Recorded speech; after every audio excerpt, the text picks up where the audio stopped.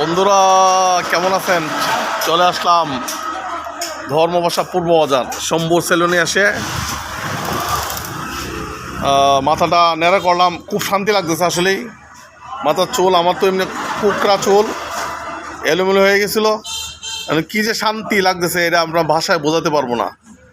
আর একটু বহুরূপী আর্ট আছে, ওনার মতো একটু কালার করলাম। এই যে বহুরূপী আর্ট আমি একটু বহুরূপী সাজলাম, এই আর কি।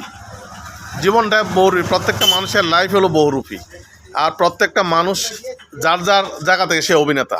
আমরা সবাই কিন্তু অভিনয় করে যাই, মানে আমাদের যার যার প্রয়োজনে আমরা কিন্তু অভিনয় করি। সবার জায়গা থেকে সবাই অভিনেতা, এক একজন এক একটা ক্যারেক্টার, এক একজন এক একটা চরিত্র। এটা মাথায় রাখবেন সবাই। আর শম্ভু সেলুন থেকে আমি সালমান ভক্ত হিরাশা।